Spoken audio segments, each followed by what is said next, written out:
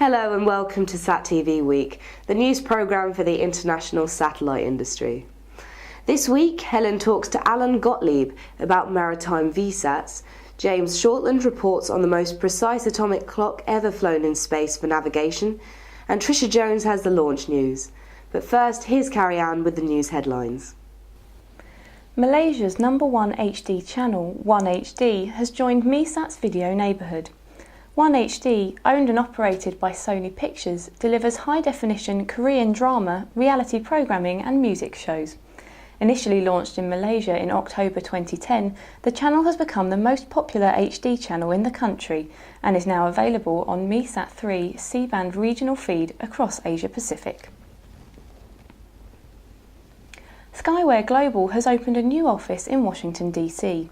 It already has engineering offices in both Germany and the UK.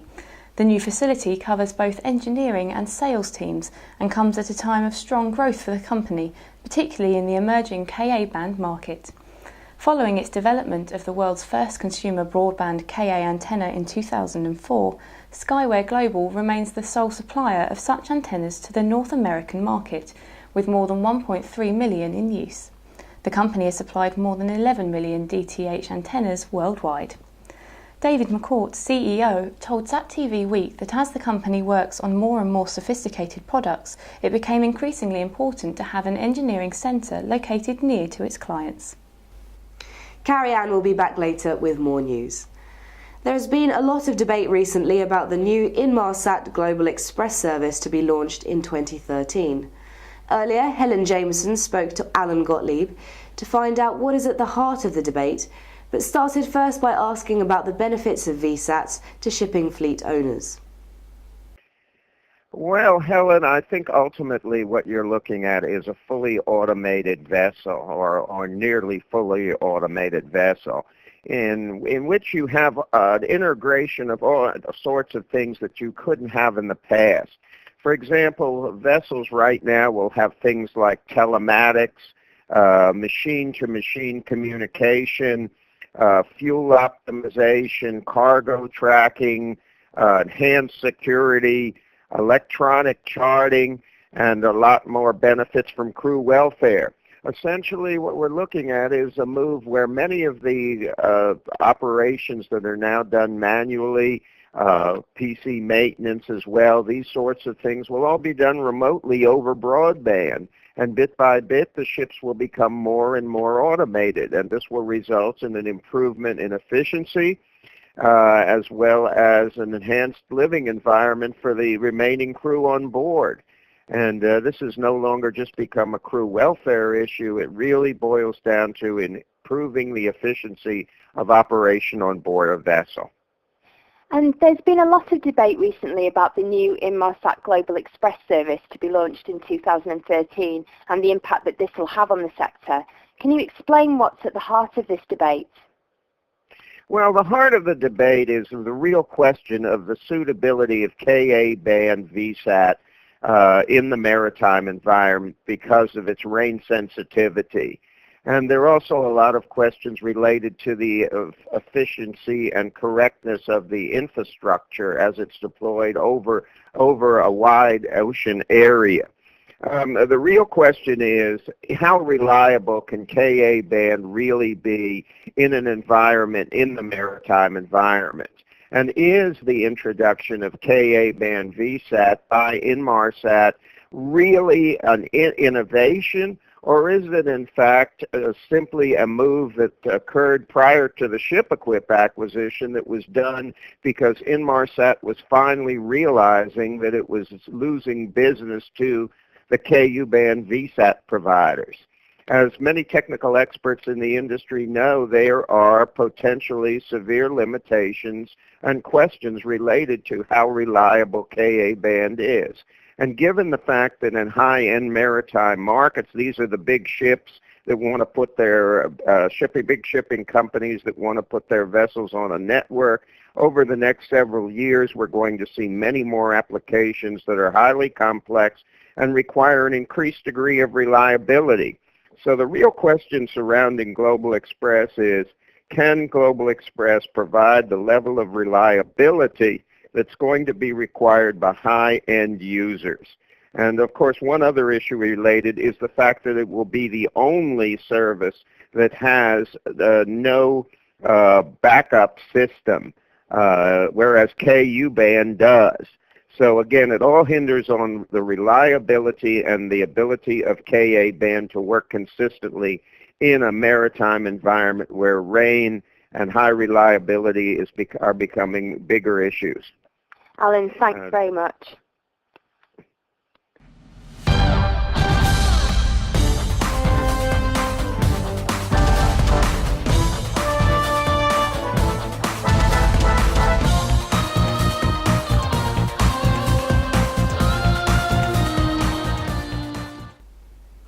Last week, the latest addition to Arianespace's launcher family made its debut at the vehicle's new base of operations as the first Soyuz was rolled out to the spaceport's launch pad in French Guiana.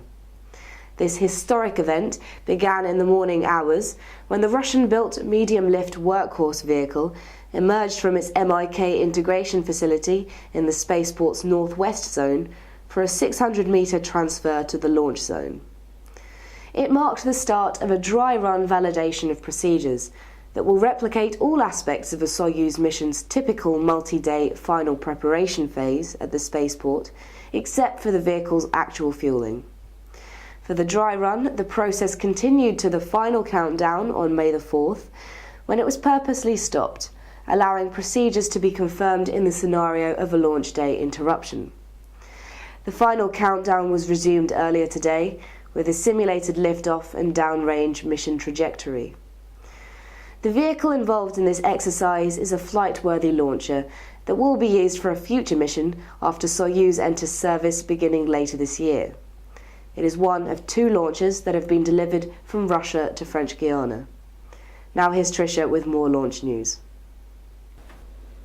Following Friday's launch scrub, Kennedy Space Center technicians searched for the cause of a failure in a heater circuit associated with Endeavour's hydraulic power system.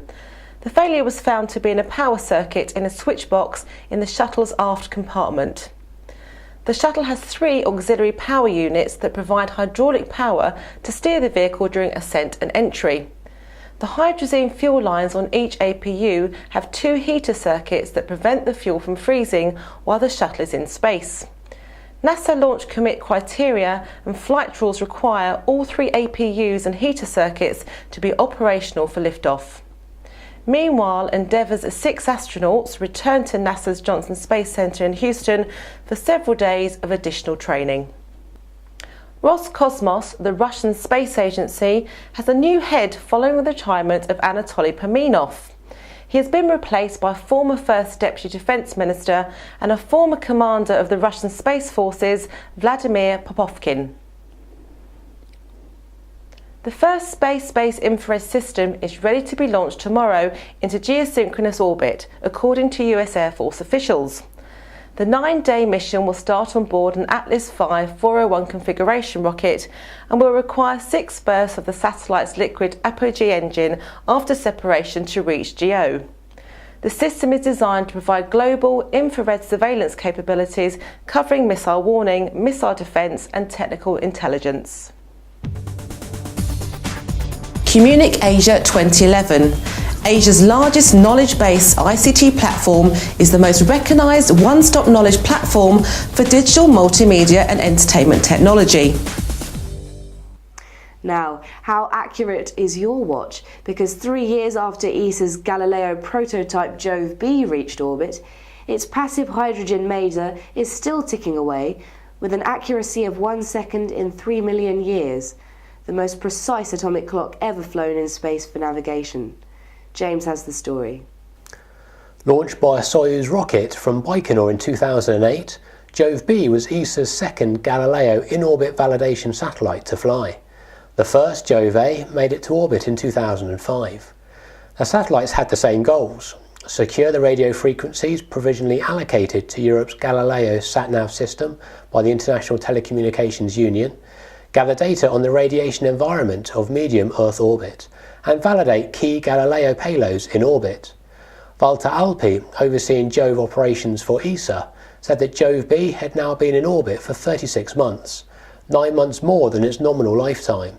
And with Jove A reaching 64 months in orbit, longevity is partly due to the unusual mild solar cycle, but also reflects well on the operating margins built into their design. Jove B's passive hydrogen maser, Europe's main technological advance for Galileo, is still operating as precisely as planned, so the same design is being used for the operational Galileo satellites. The maser clock is accurate to 1 second in 3 million years, compared to an accuracy of 3 seconds in 1 million years for the smaller rubidium backup clocks. A single nanosecond error with a clock means a ranging error of 30 centimetres on the ground. Thank you, James. And now here's Carrie-Anne with more news. Significant capacity on 4 Eutelsat satellites was booked by UK and international media organisations for live coverage of the royal wedding on April 29th between Prince William and Kate Middleton. A total of 13,000 MHz hours, equivalent to 15 transponders over 24 hours, were reserved on Eutelsat's Atlantic Bird 1, 2 and 3 satellites, as well as on W3A to deliver live images and commentary from up to 48 specially built studios and 140 outside broadcasting vans. The signals were transmitted direct to channels worldwide, including the UK, across Europe and the Middle East, in the USA, China, Africa, Mexico and Brazil. Telenor Satellite Broadcasting has signed an agreement with Elektrikom for satellite capacity from its 1 degree west orbital location. Utilising Telenor's IS-1002 Spot 1 capacity, Elektrikom will manage and deliver maritime VSAT services serving the oil, gas and cruising vessels throughout Europe. Michael Carter, Sales Director, Datacom Services at Telenor, said that the 1 degree west location has a strong tradition within the maritime industry for the provision of maritime VSAT services, specifically in Northern Europe, and that with Thor 7 due to commence commercial service in 2014, the company can now provide an expansion path for its maritime customers and support the increased types of services demanded by offshore communities. Thank you, Carrie-Anne. And finally, more than 30 years after they left Earth, NASA's twin Voyager probes are now at the edge of the solar system. Not only that, they're still working. No one knows exactly how many more miles the Voyagers must travel before they pop free into interstellar space. Ed Stone of Caltech, Voyager project scientist since 1972, believes that the end is near, saying that the heliosheath is 3 to 4 billion miles in thickness, and that means the crafts will be out within 5 years or so. There is, however, plenty of power for the rest of the journey. Both Voyagers are energised by the radioactive decay of a plutonium-238 heat source. This should keep critical subsystems running through at least 2020. After that, Stone says, Voyager will become our silent ambassador to the stars. That's all for this week. Thank you for watching.